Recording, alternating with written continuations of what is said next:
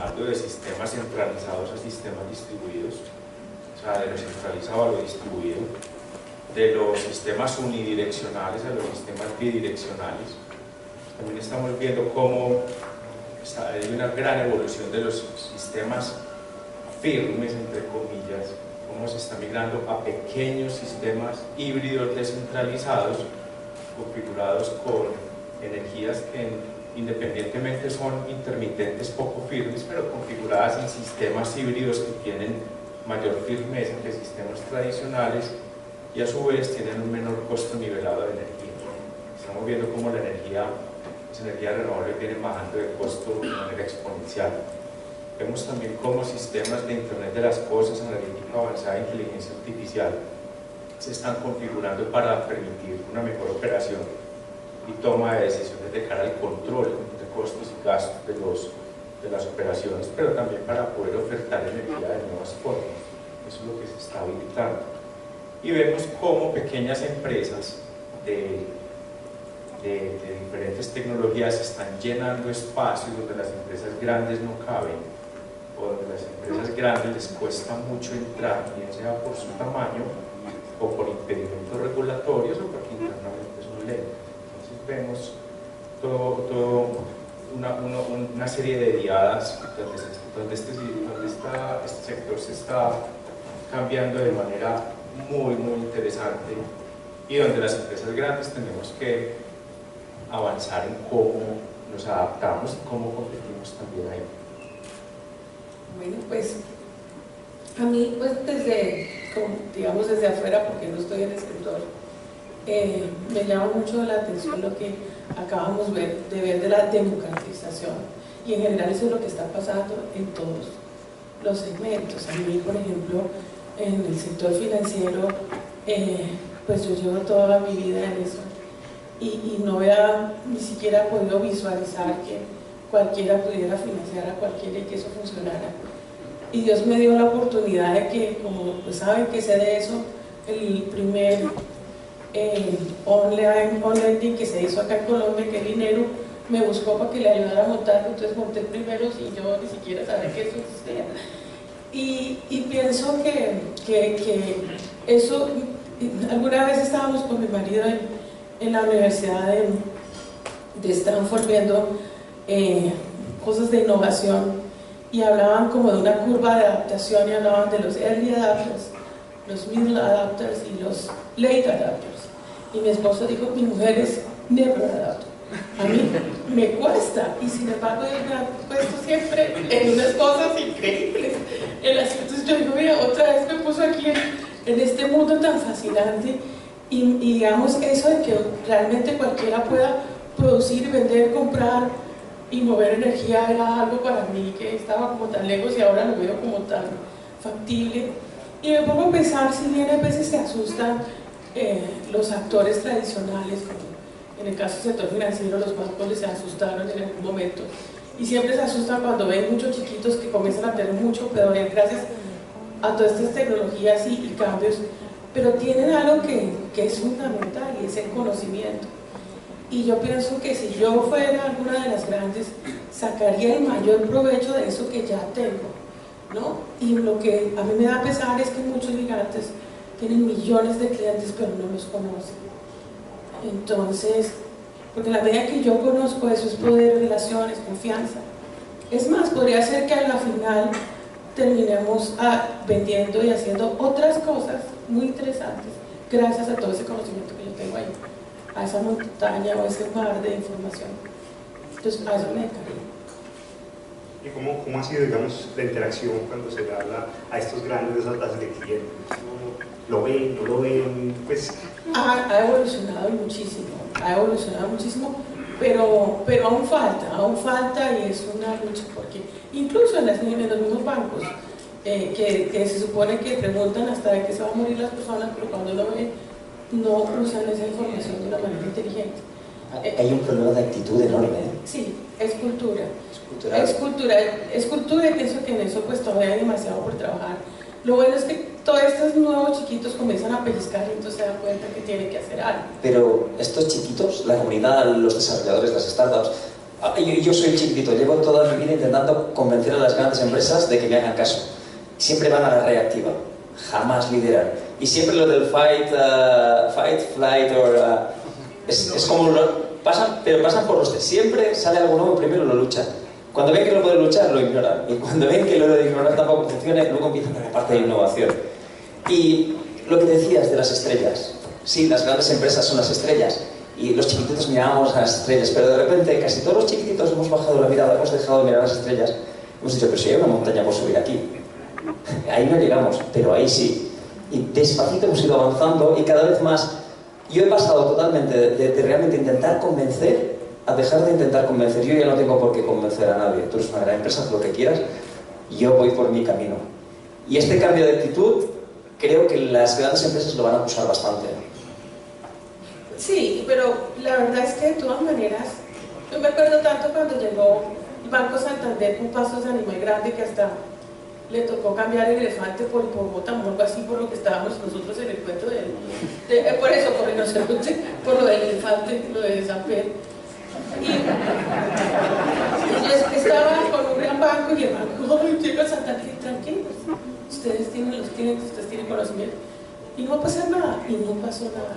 Sin embargo, lo que sí pasó es que de todas maneras Bancafé en ese momento creo que se movió, pero hoy en día es toda la banca de personal de la vivienda, que quizás es la más avanzada. Digamos que, por eso digo, de todas maneras, ese conocimiento, todo eso que hay, y lo que pueden hacer, lo que podemos hacer los chiquitos, porque también soy chiquita, lo que podemos hacer es aprovechar, digamos, y hacer sinergias y simbiosis, ecosistemas, a cada uno según sus posibilidades. Fíjense, por ejemplo, yo apoyo un originador que coloca 10.000 tarjetas al mes gracias a muchas empresas de energía que tienen bases de datos increíbles y se las permiten usar para eso. Ellas mismas saben, tú ibas a hacer eso, pero pues, si no lo hacen ellas, lo hace el otro, pero ganan todos. Ganamos todos. Entonces siempre puede haber una manera que ganemos todos. Bueno, Jaime, Exem es una empresa que opera distinto a las lógicas del mercado. O sea, Exem es una empresa que, pues, al ser el operador del mercado y habilitador, no tiene que preocuparse tanto por sus rendimientos financieros, por sus negocios, como lo hacen, digamos, las otras entidades del sector. Y eso le permite sentarse, le permite pensar, le permite explorar cosas que no exploran las empresas normalmente. Desde Exem, ¿cuáles son esos cambios que ustedes ven, digamos, con ese tiempo y con esa capacidad de decir, aquí viene algo muy fuerte? ¿Cuál es la interrupción grande que ven ahí? Yo te hago otra pregunta. ¿Qué cambios lideraríais? Okay. Bueno, buenos días, Santiago, buenos días a todos. Antes que nada, agradecer al FICE por esta invitación. Para Exem también es muy importante estar acá aportando como los avances en los que estamos, ¿cierto? De pronto cómo estamos visualizando todas estas nuevas tecnologías, todas estas nuevas tendencias. Y yo creo, Santiago, que yo no diría, más bien como comenzaste la pregunta, yo diría lo siguiente: en Exem sí tenemos que estar muy preocupados por eso. En Exem realmente estamos muy preocupados por eso. Es más, no estamos comprometidos con el futuro, lo estamos construyendo. Realmente estamos ahí con esa visión. Y nosotros, para responder tu pregunta, los cambios disruptivos principales, ahorita hablamos un poco del otro que tú me preguntas. Primero, la demanda. O sea, yo creo que estamos empezando a tener una demanda activa, un usuario activo al que no estábamos acostumbrados, y desde el punto de vista del operador y administrador del mercado, nosotros estábamos trabajando simplemente con una demanda muy pasiva. Entonces coordinamos la operación, atendemos la demanda, pero teníamos un usuario del sistema que realmente era muy pasivo, tomador de precio, tranquilo. Y como hay buenos indicadores de confiabilidad, de calidad en la prestación del servicio, entonces de alguna manera estaba muy tranquilo. Ese es el primer cambio disruptivo. Otro, y tiene que ver con la pregunta que iniciaba el panel, creo yo creo que el largo plazo cambió. O sea, ya no podemos hablar de largos plazos de 5 o 10 años. Yo creo que es que hablar de un largo plazo de 1 o 2 años puede ser hasta mucho, ¿cierto? Porque es que todos estos cambios tecnológicos son tan dinámicos y tan rápidos que nos tenemos que preparar para esos cambios. Y ahí es donde no nos podemos quedar quietos, ¿cierto? Es donde tenemos que empezar a preocuparnos, porque si no, desaparecemos, como cualquiera de todos los que estamos acá. Entonces tenemos que estar mirando más allá. Obviamente hay muchos otros cambios, bueno, y lo hemos discutido en todos estos 2 días acá, todo el tema de la integración de fuentes renovables no convencionales, todos los recursos energéticos distribuidos, tema de almacenamiento, respuesta de la demanda. Es decir, si uno empieza a enumerar como todo lo que estamos viviendo, entonces así realmente hay unos cambios muy disruptivos, y para los que nos estamos preparando. En Exem, por ejemplo, estábamos operando el sistema de una manera tranquila. Lo mencionaba ahorita Juan en la presentación anterior.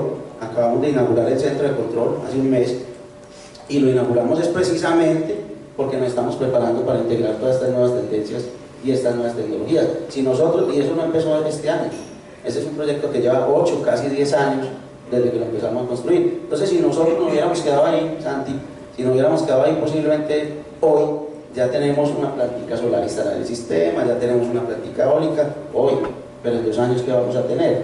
Si uno mira, por ejemplo, las perspectivas de la Unidad de Planeación Bioenergética en Colombia, nos están diciendo que para 2023 estamos esperando 800, 900 megavatios en fuentes renovables no convencionales y una cantidad de recursos energéticos distribuidos en el sistema que nos entregan los operadores de red, y Santiago de Puerto acá como el PM, todos tienen solicitudes de conexión de generación energética distribuida.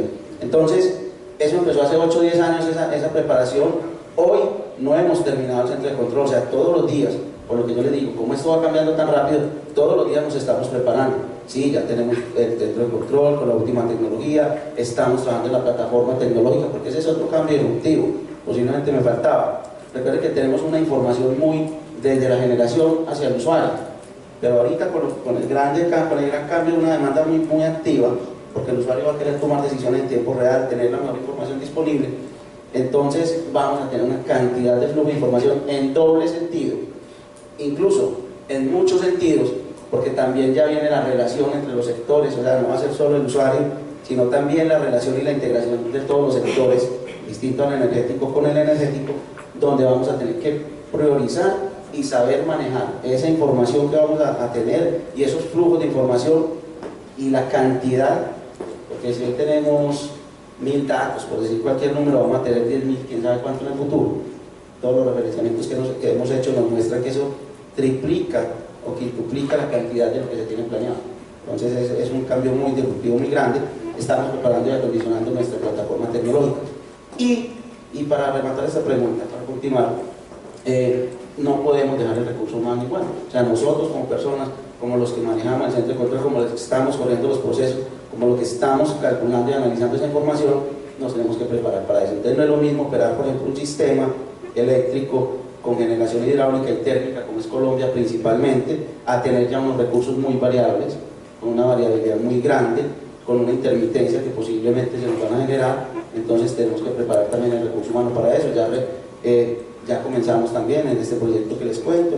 El año antepasado certificamos 25 de nuestros ingenieros en Fraunhofer, en un instituto en Alemania, donde prepararnos para la planeación y operación de sistemas con esa integración de fuentes renovables. Sí, mencionar pues que también entrenar al recurso humano para que empiece a lidiar con las inteligencias artificiales y hablar con ellas. Totalmente, inteligencia artificial, analítica, blockchain que estamos comentando acá, todo el tema de inteligencia artificial, todo el tema de redes neuronales, estamos trabajando con todo eso y digamos que ese es el foco y por eso ahí tenemos que estar todos los días. En este momento, por ejemplo, estamos terminando un estudio de flexibilidad del sistema. Estamos terminando, no está para septiembre, pero ese estudio que nos va a permitir qué tan preparado está el sistema eléctrico en Colombia para recibir todo eso que tenemos. Quién sabe si nosotros podemos decir que podemos llegar en Colombia a tener el 60% de nuestro parque generador de fuentes renovables no convencionales. No sabemos si el sistema lo aguanta, ¿cierto? Entonces toda esa flexibilidad la estamos trabajando. Pero tiene sentido, es que estamos a 6 grados de latitud norte. O sea, el sol acá de frente, en Alemania, por ejemplo, el sol da helado, sale como tiene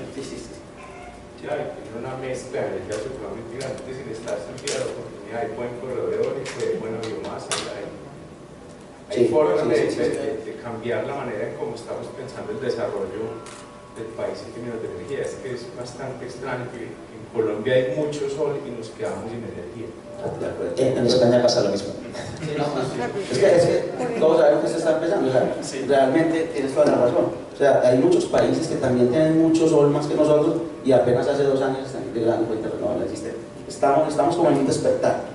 ¿Sí? Y por eso yo comenzaba ahorita con el tema de largo plazo y menciono incluso, porque también hemos visto que el futuro realmente el futuro es hoy. Y además cualquier tecnología empieza despacito, como decías, 2 años, pero de repente hay interés, hay inversión, todo es más barato, las placas solares de repente bajan de precio, lo que implica que haya más inversión.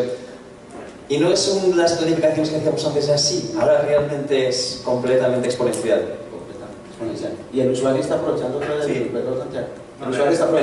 disminución de precios y todas estas nuevas tendencias que estamos, toda la inteligencia artificial, Internet de las cosas, estamos aprovechando todo esto como usuario para poder participar en el sistema. Ya yo creo que incluso digo ya somos usuarios muy distintos a los usuarios que teníamos hace unos años. Claro, yo quiero también redondear eso, el caso colombiano, lo que tenemos, la oportunidad y todo lo que viene cambiando. Para juntar, digamos, con la pregunta con Jorge, porque es que para Enel, ¿cierto?, que es una multinacional de ese tamaño, que está viendo todas esas cosas, que ya cambió todos los medios inteligentes de Italia hace unos años, cosas que aquí apenas estamos empezando a explorar, o que ya tiene sus plantas eólicas, sus plantas solares grandísimas, que incluso fue capaz que ya se está pensando en, pues se pensó una utility del futuro, comprando en Enel, montando eSolutions y convirtiendo esto. Los retos y las disrupciones colombianas están a una escala, pero los retos y las discusiones globales están a otra escala. Desde Enel, ¿eso cómo se ve? Bueno, Ya.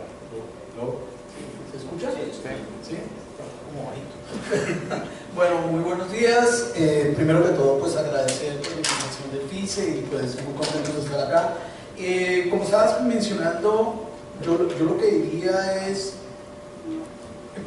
empezaríamos mencionando que la cuarta revolución industrial ya está aquí y estamos en ella y va a suceder con nosotros y sin nosotros, y un sector energético que se crea independiente del mercado, del medio, es un sector que no va a evolucionar, y eso es lo que nos ha venido pasando. Y estoy hablando primero de cómo se han venido dando los temas a nivel mundial.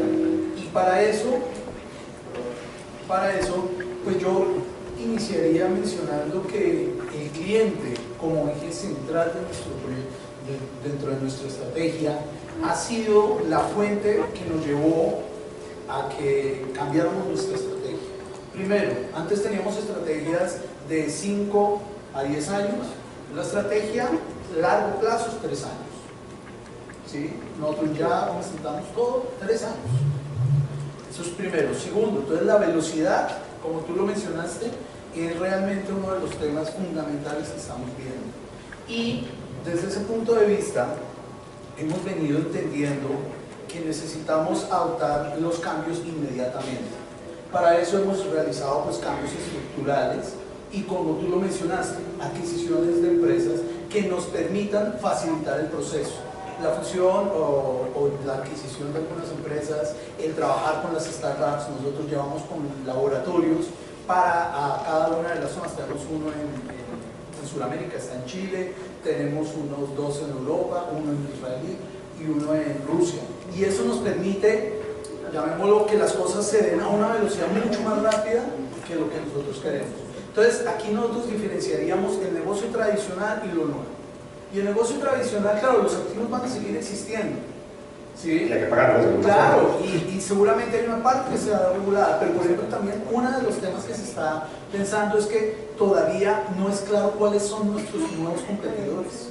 Ahorita se estaba hablando que los pequeños y los grandes, y realmente nosotros vemos que la competencia ahora que nosotros vamos a tener es cualquier empresa de cualquier sector, y todas las de tecnología, por ejemplo, son gran parte de las que van a competir de forma muy fuerte. De igual la banca le ha pasado exactamente lo mismo. De repente los bancos han visto que su competencia era Amazon, era Google, eran pequeñas, eran grandes. A vosotros podría salir un nuevo móvil que tiene una placa solar y de repente Vodafone empieza a hacer esa competencia. Claro, y entonces hay veces, ha sido simpático que nosotros y durante las charlas hemos escuchado, y hay veces queremos una regulación pues obviamente mucho más flexible, pero la regulación ha sido proteccionista tanto para el cliente como para las empresas y el sector, y eso es lo que nos ha mantenido en este estadio de comodidad de que evolucionan los demás, los otros sectores, y nosotros seguimos regulados, vamos tranquilos, pero eso se va a acabar. Y se está acabando poco a poco, cuando ya sale la resolución de la 015, la 030, ya empiezan a generarse la generación distribuida, ya empezamos a tener diferentes temas. Y nosotros ahí lo que vemos aquí en Colombia es que ya estamos cogiendo la velocidad de Europa, con una diferencia. ellos tuvieron un tránsito un poco más largo de tiempo. Nosotros vamos a vivir lo mismo, pero en un año. O sea, lo de 10 en un año. Lo vamos a vivir muy rápido. Pero con una ventaja. Tenéis la experiencia de los 10 años cometiendo errores de Europa. Eso es muy importante. Eso es muy importante. Eso es muy importante. Lo que decíamos, por ejemplo, de los medidores, Italia ahora tiene despegados no cuántos medidores y vosotros no. Pero ahora hay una nueva generación de medidores mejores, más baratos, que vosotros podréis desplegar con más aplicaciones y ellos no van a poder cambiarlo fácilmente. Claro, exactamente va a ser en esa misma orientación. Y hemos venido pegándonos de toda esa orientación, de esa facilidad. Y eso, pero sabes que como todo, tiene unos temas de aprendizaje, pero hay otros temas donde igual no van a la velocidad adecuada porque empresas de estas características, nosotros llamémoslo, estamos hablando de 60, 70 millones de clientes, entonces se busca una solución para el mundo y de aquí a que te llegue la solución para el mundo ya pasó. Entonces no podemos tampoco esperar que todo venga. Ahí tenemos que hacer un miti-miti entre lo nuevo y el aprendizaje para poder lograr tener la velocidad adecuada. Que nosotros, y particularmente a mí lo que me sorprende es la velocidad de los cambios, y que nosotros en este sector no estamos acostumbrados a cambiar. El sector no ha cambiado, todavía no ha cambiado. Hay unas luces pequeñas, pero no ha cambiado. Yo que me dedico a la innovación y hablo mucho con directivos, y me da la sensación de que no estoy hablando de tecnología, sino que estoy hablando en plan, tranquilo, todo irá bien, no te preocupes, no tengas miedo. Soy un coach emocional, porque aún hay esta resistencia al cambio. Claro, y nosotros, por ejemplo, ahorita estamos hablando de blockchain, de data analytics, y bueno, diferentes temas, pero van a salir de aquí a un año nuevas tecnologías, y tenemos que estar preparados para ellas. Entonces el tema, claro, esto ya es lo que siempre se dice, el cambio es una constante, pero es que lo que pasa es que en nuestro sector no se ha visto. Se ha visto poco a poco. Ahora sí es un cambio constante, donde hoy tenemos que afrontar unos temas, el próximo año otros, y esperemos que pues la regulación sí vaya orientándose, y para eso sí estamos nosotros como sector, para orientarla adecuadamente y facilitar al regulador que esto vaya en la dirección adecuada. Igual yo creo que ese cambio en Colombia, de cierta manera, cuando dices que se demoran 10 años en otros lugares del mundo, quizás en un grupo que el sector eléctrico ha hecho eso históricamente de forma, digamos, bastante efectiva. Entonces creo que todo está ahí como para lograrse. Alex, aquí te voy a retar un poco, porque es la misma pregunta, ¿cierto? De cuáles son las disrupciones y todas esas cosas, sin mencionar la palabra blockchain. Ay, súper. Ese es De hecho, para mí la disrupción o lo que tienen que afrontar es la velocidad. Es el cambio organizacional, el cambio dentro de la organización. A mí me toca trabajar mucho con grandes empresas y no se trata al final de la tecnología, siempre van a reacción. Oyen palabras y cuando lo oyen mucho y luego empiezan a preguntar, pero empiezan a preguntar como, bueno, ¿y ahora qué tengo que hacer? En lugar de liderar, que es lo que antes te preguntaba, lo que veo es mucho miedo al cambio. Los departamentos de innovación, muchas empresas montan un departamento de innovación, es como un gimnasio. Es decir, yo gano unos kilos, me pongo un poco más fondón, un poco más gordito y digo, ¿qué hago? Me siento mal. Pues me apunto al gimnasio, pero luego no veo. Entonces, los departamentos de innovación, a veces en las grandes empresas, son un poco lo mismo. Se sienten culpables porque no están innovando, ven que están pasando cosas, montan un departamento de innovación, pero luego no les hacen caso. Y esto lo estamos viendo bastante. Yo cuando trabajo con I+D, yo nunca trabajo con el departamento de innovación, yo me voy directamente pues, a negocio. Me voy a los que tienen el problema a solucionar problemas. Y son ellos los que están peleando, los que están buscando el cambio, y hay demasiados frenos dentro de estas grandes empresas. Para mí el reto no es la tecnología, no es la palabra en concreto, no es IoT, no es, me ha dicho la palabra, no es IoT, machine learning, cuántica, o es esta capacidad de adaptarse, que pasa por algo muy concreto que además dentro de la empresa cuesta mucho, que es aceptar el fallo. Yo me paso el día equivocándome. Yo acabo un proyecto, tal como lo miro, pienso, está mal. ¿Cómo podría hacerlo mejor? En una gran empresa acabas un proyecto, lo primero que haces es ir arriba y decir, qué bien lo he hecho. Esto va muy bien. Es lo que yo llamo la gráfica del jefe. Tienes una gráfica que sube. Y acabas el proyecto, te vas con una gráfica que sube y ya te mandas lo que sea. Pero le enseñas la gráfica al jefe y dices, qué buenos somos. Entonces, a mí la disrupción está en la mentalidad. En este punto de que la gente cambie el chip y empiece a decir, de acuerdo, quizá no estamos haciendo bien las cosas. Cosas que dentro de las grandes empresas yo sí que me lo estoy encontrando. Mucha gente dentro, entran emprendedores que están luchando contra viento y marea para que las empresas dentro de ellas evolucionen. Esto en política me cuesta mucho más de ver, por cierto, dentro del sector político. Para mí el gran cambio no es una tecnología concreta, es el chip, la forma de pensar. Lo de habéis oído hablar todos de la zona de confort, supongo, ¿sí? Pero realmente lo que nos cuentan es muy sutil, pero te dicen, no, tienes que salir de la zona de confort. ¿Vale? Perfecto. Lo que no te cuentan es que cuando tú estás aquí, sales de la zona de confort coge y se te pone otra vez y te acompaña. Ser capaces de descubrir esto y estar retándote constantemente es para mí el secreto, o lo que hará que estas empresas, que tienen el conocimiento, además tienen la regulación, tienen el mercado, tienen los clientes, son capaces de juntar esta actitud, hará que sobrevivan. Bueno, después de esto me toca preguntarle a... Lo he logrado. Sí, pero me toca preguntarle, pues, digamos, a la cabeza de la gerencia de innovación de una de las compañías que tenemos acá. Digamos, Santi, ¿qué tanto va EPM al gimnasio?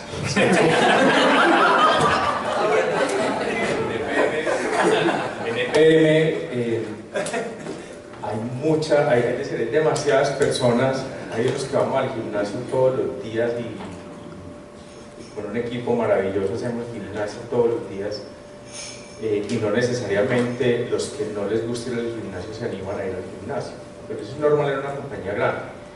El tema con la gestión de la innovación en un grupo, digamos, multipaís, multinegocio, en energía, en agua, en gas, residuos sólidos urbanos, etc. Hay demasiados frentes,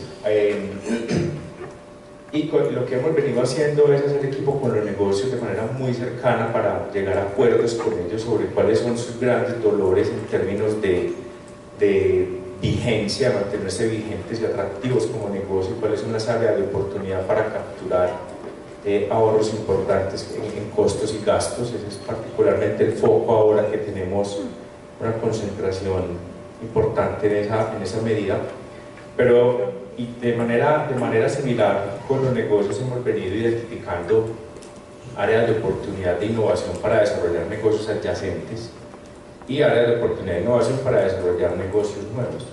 Entonces, poco a poco esto va avanzando, hemos venido logrando enamorar cada vez más gente de ir al gimnasio. Por ejemplo, para mí fue bastante enriquecedor ver varias personas de los negocios de PM aquí, y a la salida nos decían, no entendí nada, pero eso es súper importante. Entonces yo le digo, espectacular. Entonces el trabajo en innovación en EPM, más que hacer gimnasio como EPM, también es un tema en cierta forma evangelizador, es decir, es enamorar cerebros, convencer corazones, es al revés. Y hemos venido avanzando en ese diálogo. Hay una gran dificultad cuando una empresa es tan grande y tiene tantas personas de tantos orígenes. Hay gente que lleva 37 años en la compañía, hay gente que llevamos 3, hay gente que viene de contextos familiares difíciles, otros no tan difíciles, hay todavía gente que estudió afuera, hay gente que no ha salido de Medellín. Entonces, digamos, la asimetría cultural hace que sea un poco más difícil convencer a tanta gente, porque es importante no comer azúcar, no comer harinas y ir al gimnasio. No es tan fácil, es además que ir al gimnasio, es todo un tema sistémico de bienestar innovador, de salud, de innovación, donde se requiere comportamientos valientes de cara a plantearle inclusive a miembros de junta, se equivocado en este sentido, venga, pensémoslo por este lado, e inclusive con las mismas capas gerenciales que hay en el PM. Entonces, aún así se logran hacer cosas, aún así se logran hacer pilotos importantes de cara a las nuevas tecnologías, pero en este momento no es extraño entender que PM está pasando por una situación compleja en términos de la crisis de Ituango, pero no significa eso que tenemos apagada la fábrica de ideas, y no significa eso que no estamos formulando casos de negocio y nuevas áreas de oportunidad de desarrollo e innovación y parte por eso es que estamos aquí también sentándonos acá al frente, porque lo más fácil es decir no vamos y listo. Pero aquí estamos, hay gente del equipo también acá abordando y planteando ideas viables y factibles. En ese orden de ideas, y volviendo a la palabra, digamos, si no podemos decir blockchain, ¿cierto? Tú sí puedes. En ese orden, es que se murió. Tiene time. En ese orden de ideas, en ese orden de ideas lo que estamos haciendo es identificar cómo con nuevas tecnologías podemos optimizar muchas áreas de una compañía que tiene tantas dependencias y tantas operaciones en tantos países, y ahí vamos bien haciendo la gimnasia. Quiero aprovechar, digamos, un doble clic en este tema, y es que para nosotros en Energía, digamos, la erupción grande que estamos viendo, o por lo menos donde nos estamos concentrando en todas nuestras ideas, es en el tema de los consumidores de energía, ¿cierto? De ese usuario final que finalmente deja de ser un usuario final para convertirse en un agente activo del sistema. Ustedes en EPM, digamos, ¿qué temas, qué experiencias han visto y qué están desarrollando actualmente internamente que ustedes digan puede ser aplicable a Colombia? Estamos tratando en esto y nos falta esta otra cosa. Bueno, estamos viendo cómo el caso de Aruba es súper interesante. El caso de Aruba tiene varias pequeñas comunidades que están haciendo granjas solares comunitarias. Me llamó poderosamente la atención ver eso y ver cómo los prosumidores en Aruba ya tienen arrinconada la utility, la volvieron irrelevante en la isla. Entonces, eso es supremamente interesante lo que está pasando en Aruba. Y lo que está pasando también en Aruba es cómo están dejando las torres, los postes y las líneas de transmisión y las están alambrando distinto. O sea, ya no las están alambrando de manera lineal con una punta de red, sino que las están alambrando como pequeñas cerditas. Parecido al logo acá de los clústeres, no sé si lo han visto, aquí está, pero es parecido a esto que vemos acá. Así están alambrando Aruba. Y lo bonito de eso es que la utility está aprendiendo a evolucionar con eso, pero se está demorando. O sea, ¿cuál es la realidad que tiene la utility en Aruba? Que le están consumiendo menos de la mitad de la energía que estaba acostumbrada a vender.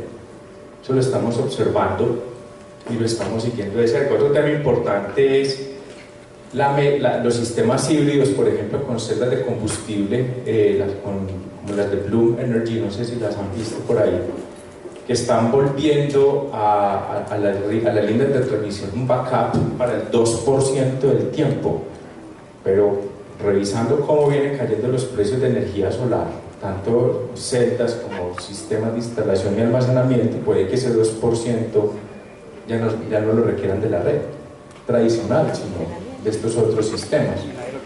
Entonces lo hemos venido siguiendo, y de cara a eso tenemos 3 proyectos importantes de desarrollo e innovación en temas de microredes inteligentes para integrar sistemas de energía renovables, para asegurar sistemas híbridos con bajos costos nivelados. Ahí hemos venido desarrollando una serie de proyectos en etapas en esa dirección, y vemos cómo los propios clientes y los sistemas híbridos pues van a hacer que las condiciones del sistema cambien. Entonces yo veo cómo este país vamos a terminar como en Aruba, alambrando lo distinto sin tumbar las torres. No sé, Nene, cómo lo están viendo. Sí, eso es una pregunta yo. ¿Cómo es el prosumidor colombiano distinto al prosumidor de otras partes del mundo? Bueno, hemos tenido diferentes experiencias y pues cuando hablo del mundo es un poco genérico, entonces podría hablar de algunos escenarios como en Italia o en España, donde tienen unas consideraciones diferentes. Por ejemplo, en España es fenomenal el tema relacionado a que se publica el día anterior el precio de energía horario y es regulatoriamente exigido para que el cliente pueda tomar la decisión al respecto. Entonces eso ya todavía no con la velocidad como lo está haciendo Estados Unidos, que yo puedo contratar con esta empresa 2 semanas, con esta empresa en verano o algo así, pero ya es una evolución muy importante. Con los consumidores el tema es el siguiente, por ejemplo España y Italia tenemos un problema en este caso, y es porque hay demasiado, y eso también le pasó a España, demasiada generación no renovable, porque después de haberla fomentado tanto durante estos últimos años, en este momento hay una condición un poco compleja que hace que ya la situación no sea tan favorable para las otras generadoras, ¿sí? Pero desde el punto de vista práctico hay un mercado totalmente abierto, y eso sí es un tema muy interesante, que aquí cuando vemos las nuevas disposiciones de la resolución de la 030 ahora, vemos que ya estamos con un principio, pero igual todavía hace falta muchísimo. A veces estamos buscando regular, y en lo que movemos es muy detallado, lo cual no permite un margen de maniobra para poder gestionar. Y entonces lo que yo diría es que aquí este es un muy buen primer paso, pero obviamente, por ejemplo, y lo otro, lo del decreto del ministerio para lograr la implementación de medición inteligente va a ser un muy buen paso, pero pues al 2030. Entonces, si vamos a llevar el 95% de los clientes al 2030, en el caso de los urbanos, además, ¿sí? Entonces la pregunta es, esa velocidad no puede ser, ¿sí? Si eso es lo que queremos. Y con estos temas de la tecnología, y nosotros pues simplemente voy a hablar un poco de la medición inteligente, sobre todo porque aquí en Colombia la estamos iniciando, vamos a iniciar, yo creería, más bien.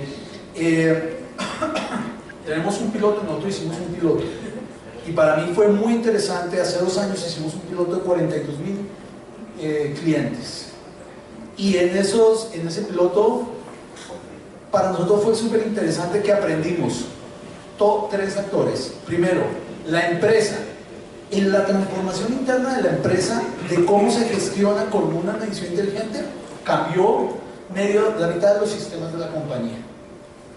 Entonces eso fue complejo, y en la transformación cultural en la empresa todavía estamos empezando a vivirlo.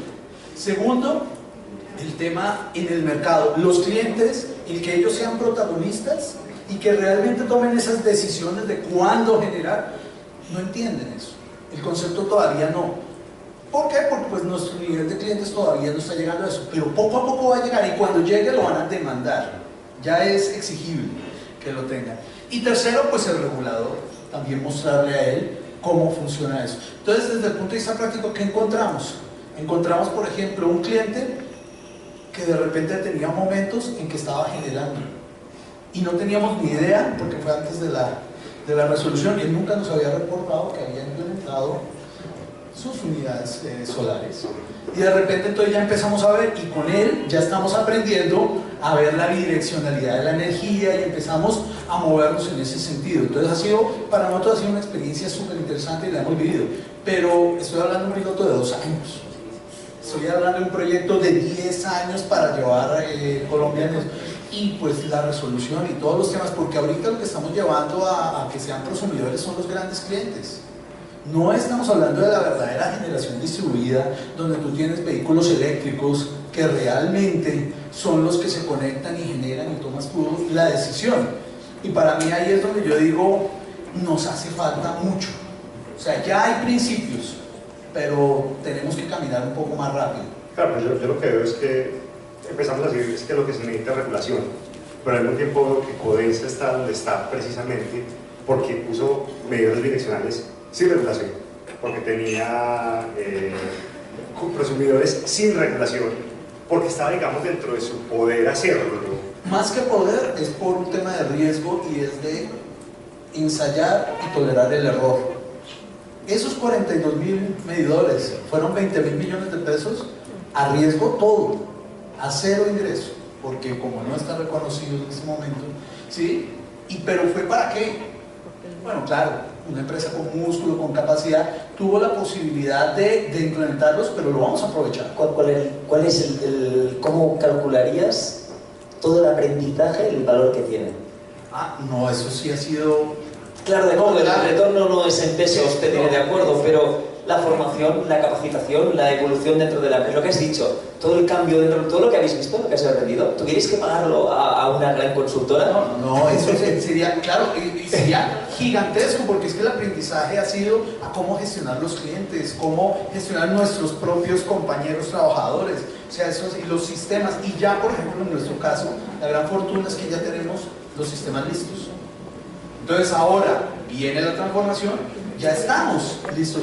Y eso es lo que pasa, al final uno tiene que ser o el mejor o el primero. O sea, hay que buscar eso. Yo no quiero como fomentar la anarquía, bueno, sí quiero fomentar la anarquía un poquito acá. Pero Pregúntame. ¿Qué necesitas? ¿qué cosas ven ustedes que no estén reguladas, pero que las empresas, cualquiera de ustedes, puede hacer ya? Digamos, tomando el ejemplo de los 20.000 medidores de enero, ¿qué pueden hacer ustedes ya, sin regulación, para ganar una ventaja competitiva en el mercado? Con AMI, en el caso de Codeca, poder aplicar el precio de la demanda, que es un tema que AMI lo apoya, y ahí pues, ha sido una ventana de 20.000 medidores instalados, entonces yo pienso que ahí se podría utilizar bastante. Bueno, yo creo que pueda también, digamos, divulgar de sus secretos y estrategias industriales. Pues mira, nosotros, yo lo que diría es, por lo menos lo que nosotros estamos promoviendo en este momento, de acuerdo a lo que tenemos ya claro. Primero, la gracia de los medidores inteligentes es el tema que sí sean programables. Quizás no son tan inteligentes en otro tema, pero una de las ventajas es que pues, puedes programar el firmware remotamente.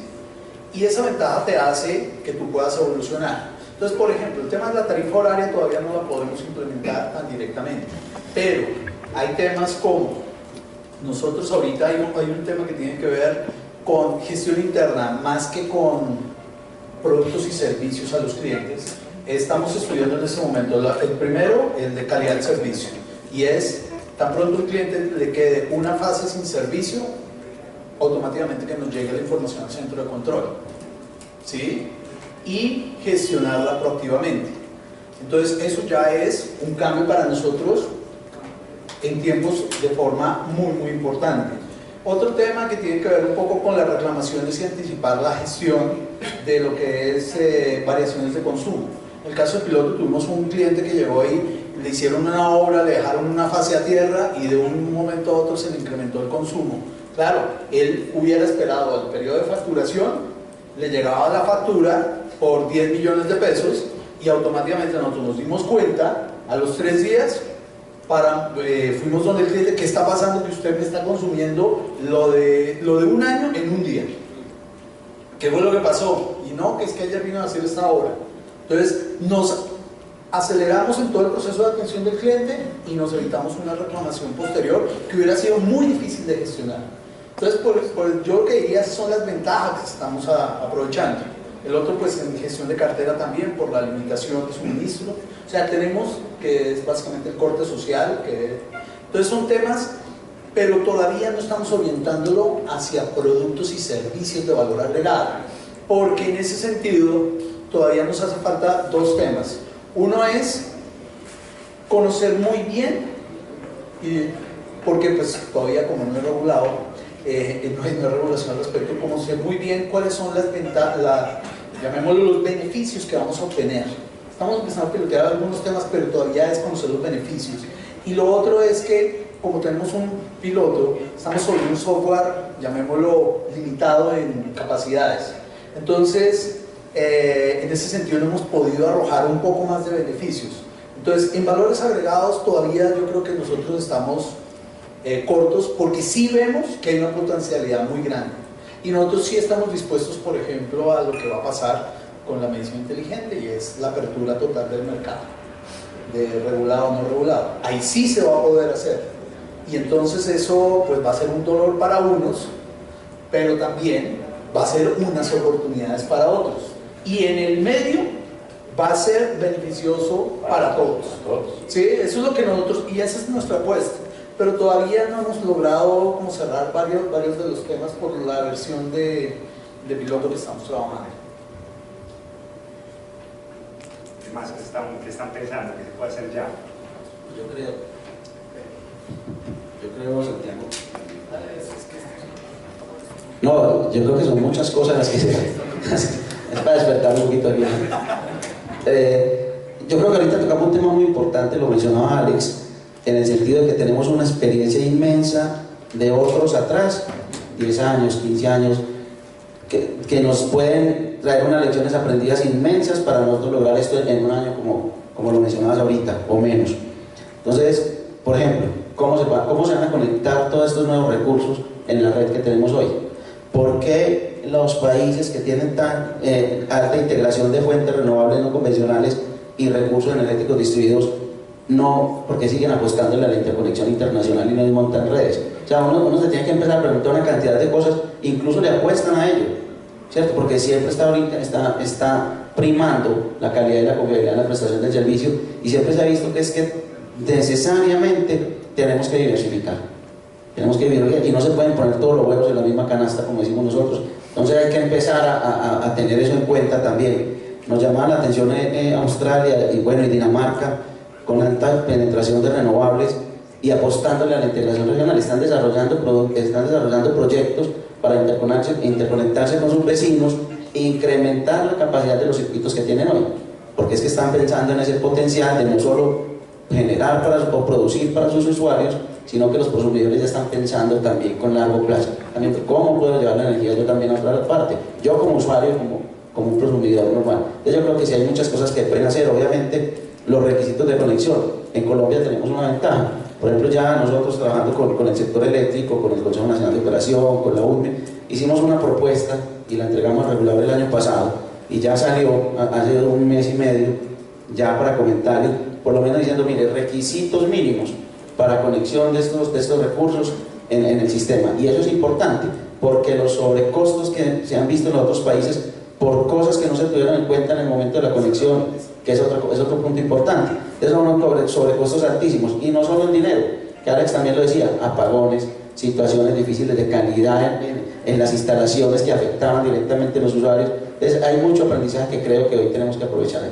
Ok, digamos que vamos un poco corto de tiempo, pero yo sí quiero hacerles una pregunta sobre un tema que yo creo que puede ser, digamos, la erupción final, pues por lo menos en los próximos años, y es el tema del peer-to-peer, del mercado peer-to-peer de energía.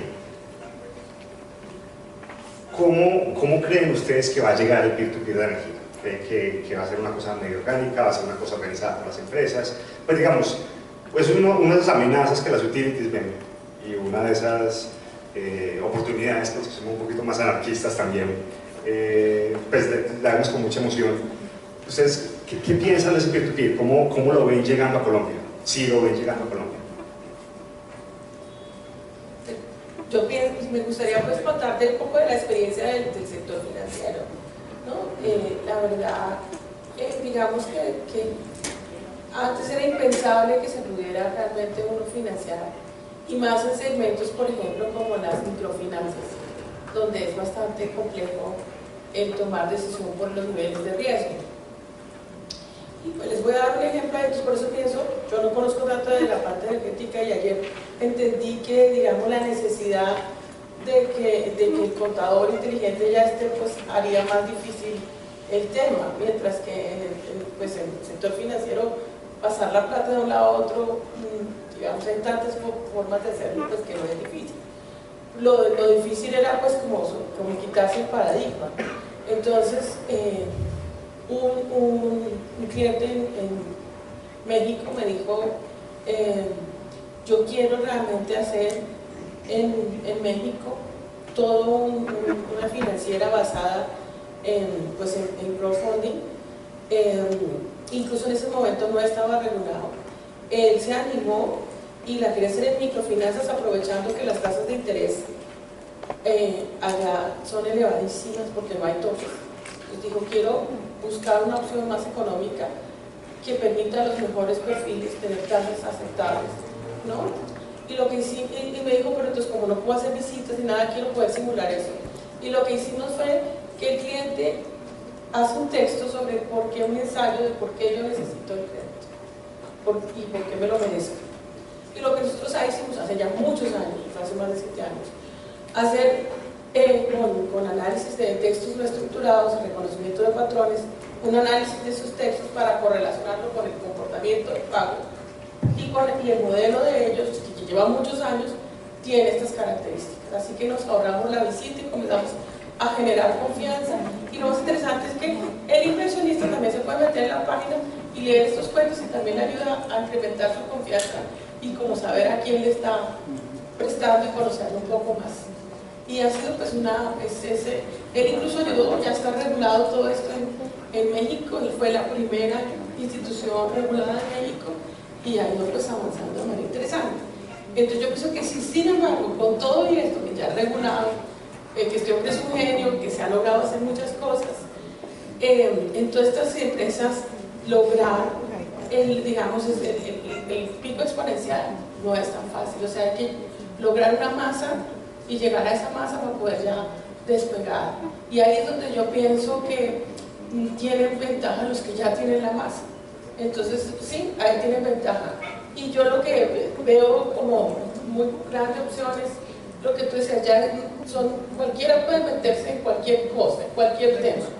Entonces por eso insisto en que la riqueza de estas empresas es el conocimiento o la información de esa masa que tienen y lo que pueden hacer con ella. Yo creo que va a llegar muy rápido. Lo sabéis perfectamente. Cada día, o sea, normalmente la gente piensa en clientes, no piensa en personas, pero piensa en sus clientes actuales. Pero cada día entran al sector, al mercado, nuevos clientes jóvenes para los cuales el peer-to-peer es algo muy habitual.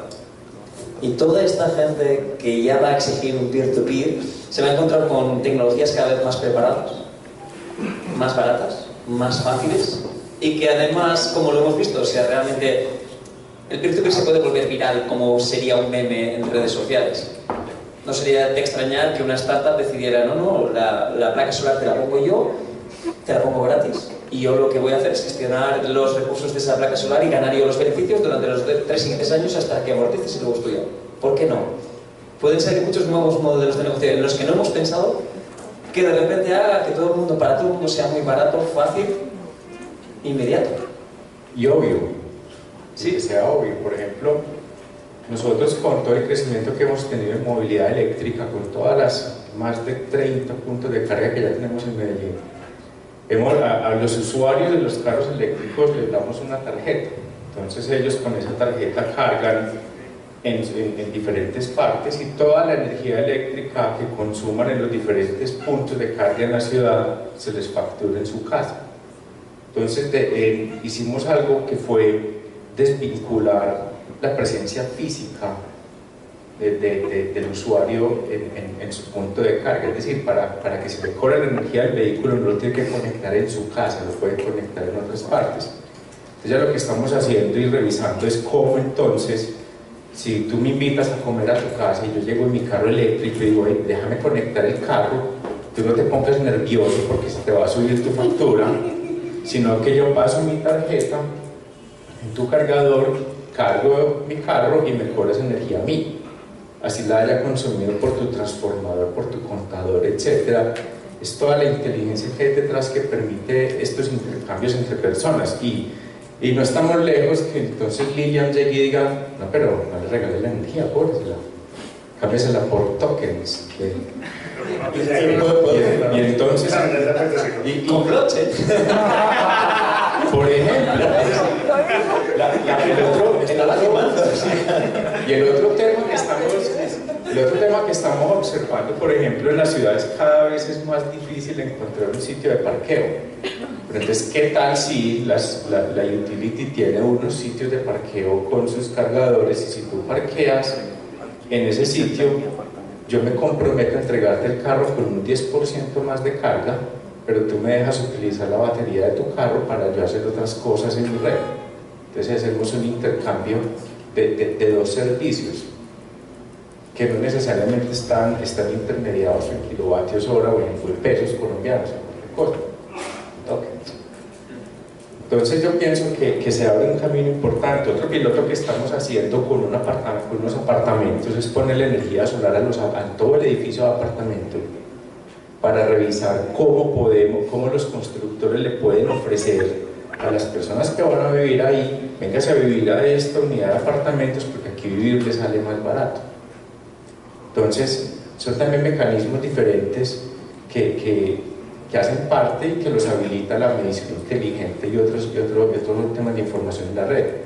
De hecho, es donde uno ve cómo la regulación todavía tiene o va un poco atrás de la tecnología en casi todos los sectores. Estás siendo políticamente correcto. Pero muy correcto. Pero digamos que va atrás de los desarrollos tecnológicos. Me encantaría ver una regulación que vaya adelante. Yo pienso... Y tenemos que promoverlo. Exacto. Es que Está en nosotros promoverlo. Exacto. Y hay que cometer errores, y hay que avanzar. O sea, debemos buscarlo. Exacto, y ahí el tema también entre ser empresa pública o empresa privada, ya también cambia la dialéctica con el regulador. Entonces eso es un tema que en Colombia tenemos un espacio todavía de mejora y discusión. Porque de hecho, donde se logre montar esto de manera ordenada y rápida, los beneficiados somos todos, porque en las empresas vamos a tener eficiencias operativas inmediatas y los usuarios van a tener ahorros que pueden monetizar o pueden tener otros significantes de valor que pueden intercambiar en cualquier otro tipo de economía, como lo hablábamos ayer, y eso es importante. Yo me veo con mi wallet, con mis pesos, mis kilovatios hora, mis... Realmente... Ahora te voy a hacer de moderador, tengo una pregunta. La anarquía. Muchas de las cosas que yo os contaba ayer, o de lo que yo veo en temas de blockchain, que sobre todo en España estamos haciendo, pasa por la colaboración. Realmente sois empresas distintas, que a veces tenéis software base o tenéis tecnología, cada uno paga por su tecnología completamente distinta, y realmente esta tecnología no es una ventaja de negocio. No vais a tener más clientes dentro de vuestra empresa por tener un sistema interno de facturación o de colaboración de equipos, por ejemplo. ¿Cuándo empezaréis como empresas a ver estos puntos de colaboración? O sea, realmente Alaspia, por ejemplo, es una plataforma donde todas las empresas colaboran en tener una plataforma común que es beneficiosa para todos. ¿Veis este cambio aquí en Colombia, por ejemplo? Pero mira, ayer hablaban de los hilos y todo el mundo, pues, en las mismas empresas no colaboran. Sí, o sea, no necesitan ir con otras empresas. Sí, es tremendo, son mundos aparte. Y a mí me gustó tanto, el rector de la Universidad de los Andes dice que la mayor disrupción es la colaboración, y ese es el punto. Y eso es un punto mental. A mí me ha pasado presupuesto para un banco y la persona del banco dice, sobre todo, no compartas este presupuesto. Y digo, no, claro, no me voy a ir a la competencia a decir que no, por el departamento de innovación, a esos no les digas nada. Es que lo que pasa es que hay que empezar a cambiar, lo decíamos al principio, la cultura. Tenemos que empezar a cambiar ese chip. Muchos de los proyectos de innovación que nosotros tenemos en el embudo de incubación, me salió bien ahí, Ana, que tenemos en el embudo de incubación, yo creo que el 90% de los proyectos, de pronto me equivoco, pueden ser el 100%, sale de las mismas personas solucionando los problemas, lo que decíamos ahorita, de las mismas personas solucionando sus problemas del día a día, pero con una mirada distinta. Cuando lo empezamos a mirar con innovación, venga, miremos lo que usted hizo, se abre un mundo impresionante, es una cantidad de cosas. Si empezamos a cambiar eso, ya compartirle el presupuesto al Departamento de Innovación tiene que ser una obligación y de hecho una pasión hacerlo y empezar a pensar distinto, porque es que esto nos va a llevar a otra parte, y no solo con el área de innovación, sino con la otra empresa y con la otra ciudad y con el otro. Eso es lo que hablamos ahorita, y así yo creo que es la manera que vamos a poder lograr cambiar esto. Es importante. Ya puedes, te devuelvo el rol de moderador. Como empezar a crear la narrativa, ¿cierto? Yo creo que Medellín de alguna manera fue capaz de crear una narrativa de innovación, donde todo el mundo se montó sin saber muy bien eso de qué se trataba y la aprendió sobre la marcha. Creo que es un buen momento también para montar una narrativa de colaboración, también entre las empresas. A mí me parecería súper importante mencionar que esa colaboración no solo la cerremos al sector, sino es una colaboración abierta, porque normalmente la cerramos al sector, es lo que pues yo he visto, y entonces de alguna forma no limitamos, y si esto es colaboración real, va a ser abierta, y eso sería muy interesante. Lo que has hecho me parece nostálgico. A mí también. O sea, cuando me preguntan cómo, no lo tengo muy claro. Eso de hecho me da pie para pero llegar a que sea realmente una realidad y todo lo que ello conlleva. En Alaspia tenemos a todo el sector eléctrico, el sector legal, telecos, sí, bancos. Sí. Y están colaborando. Realmente yo veo colaboraciones a veces entre nosotros trabajamos con Gas Natural Fenosa, que de repente sale una startup en algún sitio que les propone, y claro, tienen la plataforma que hace un poco de sandbox para hacer pruebas. ¿Y qué tipo de colaboraciones? Pues una plataforma que exista, que decimos que es regulada, nadie lo sabe realmente, ni el regulador tiene muy claro que sea. De momento, como todo el mundo le dice que sí, él dice que sí, por no quedar mal. De hecho, Europa ha felicitado a España por la gran iniciativa que han tenido. Claro, los políticos en España, enseguida, bueno, claro, sí. Pero qué buenos somos. Luego se giraron, ¿quién es ese tío, Alex? ¿Alastre a qué? Bueno, pero ya que estamos hablando de colaboración, esto me da, digamos, una forma de juntarla con una de las preguntas del público. Y es, a ver, si queremos colaborar, y si Alastria es, digamos, el ejemplo de colaboración, de disrupción en el sector energético, ¿uno cómo inicia una Alastria Colombia? Esa vaina, ¿quién la lidera? Las empresas, el clúster, FICE, las universidades, la EIA, pues, eso, ¿cómo empezamos a EXEM? ¿Quién es el llamado a iniciar esta colaboración? Yo no. ¿Otra vez? No.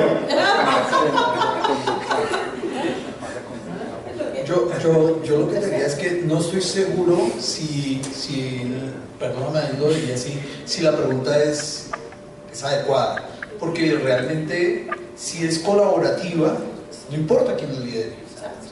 Lo que nos importa es construirla, y en la medida que vamos avanzando se van creando, como llamémoslo, las reglas del juego y demás.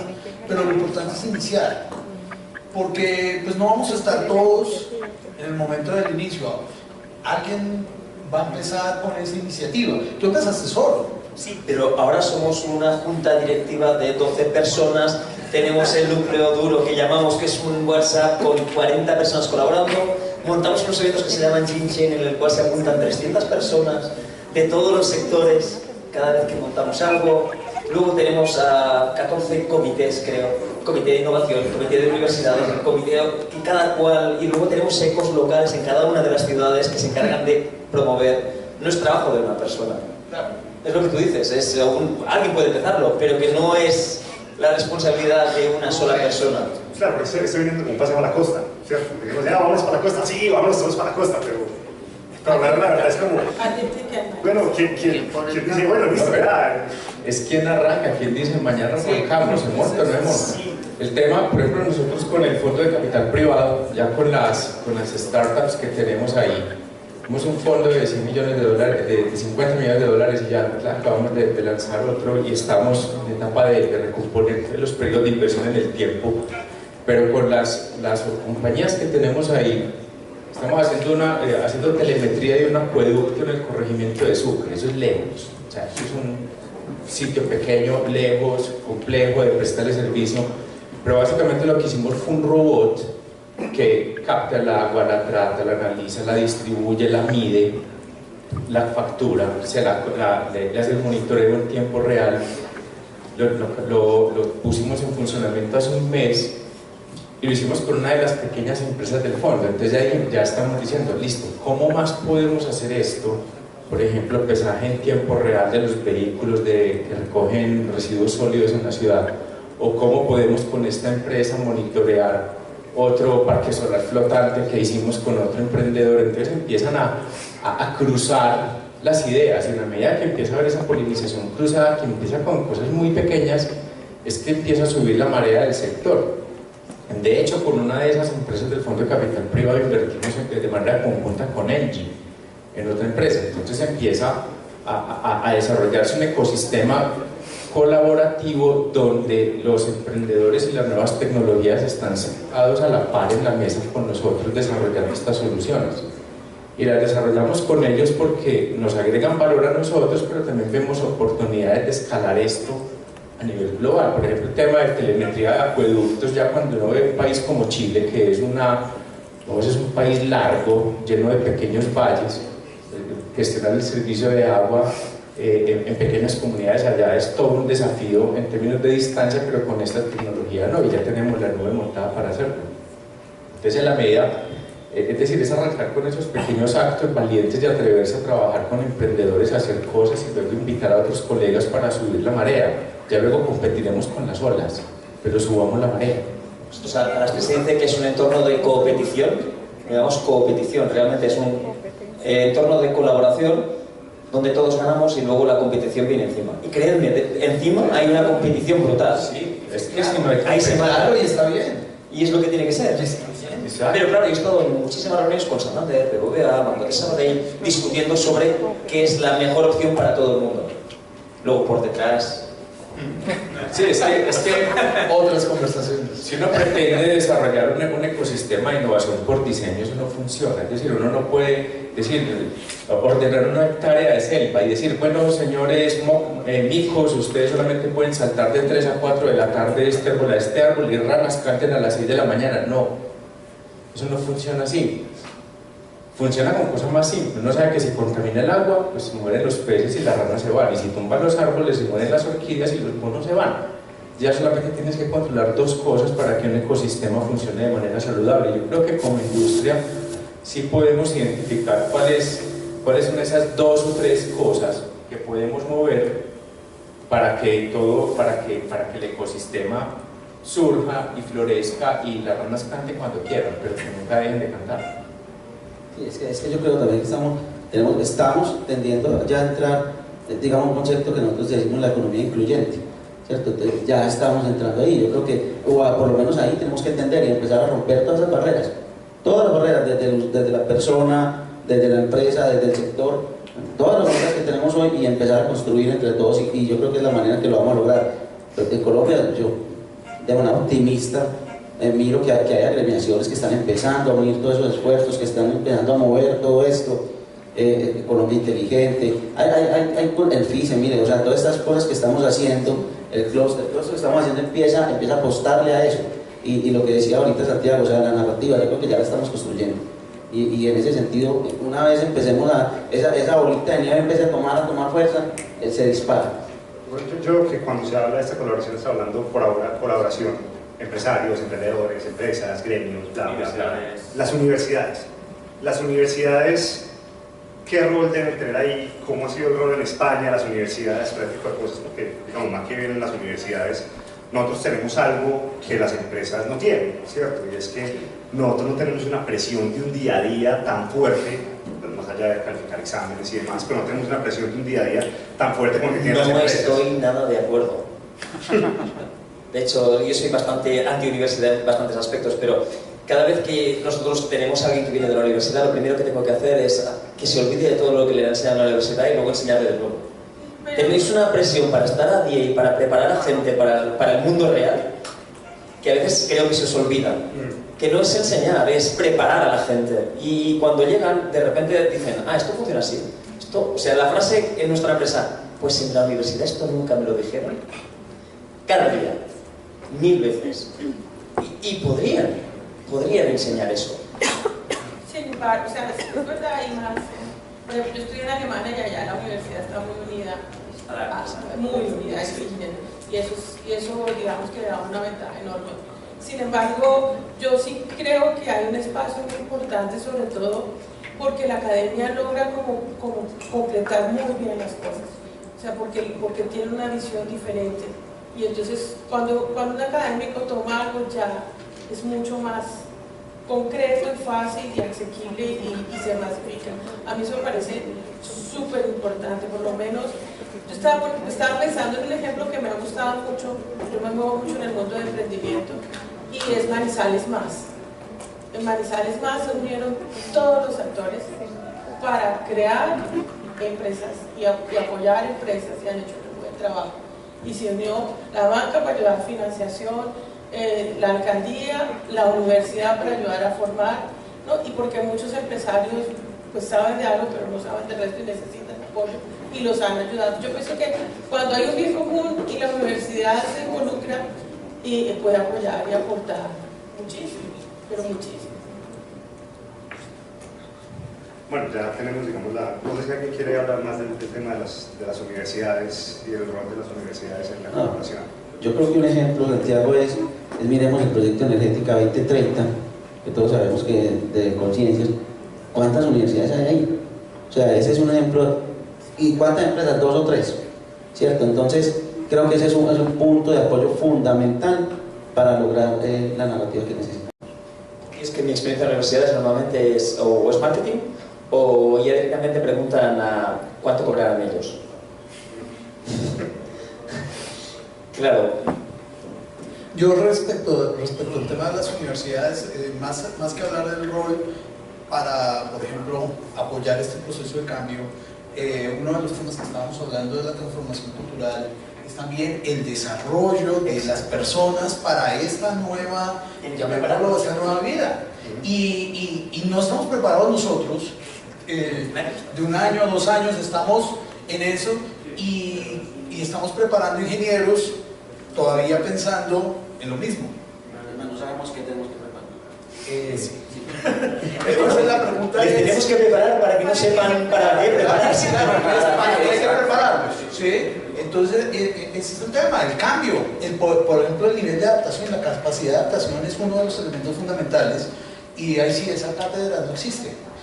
Y eso es lo que se mueve ahora y en lo cual pues, se fundamentan las diferentes tecnologías que nos van a llegar y que vamos a vivir. Entonces, por ejemplo, uno de los temas que para nosotros es preocupación, y lo menciono ¿por qué? Porque específicamente en un área que yo lideraba hace 3 años, llamémoslo a un equipo de 100 personas, los invité a montarse en el tren de la digitalización. Entonces, después de todo el discurso, toda la parte muy bonita, les dije, venga, y entonces el cambio está ahora, vamos. Entonces, y les dije, y eso implica que empecemos a orientar nuestras formaciones, la formación de cada uno de nosotros.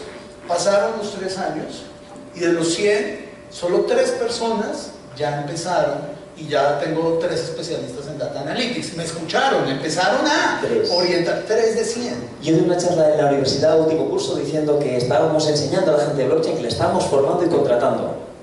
120 personas, vino una, interesada en trabajar con nosotros.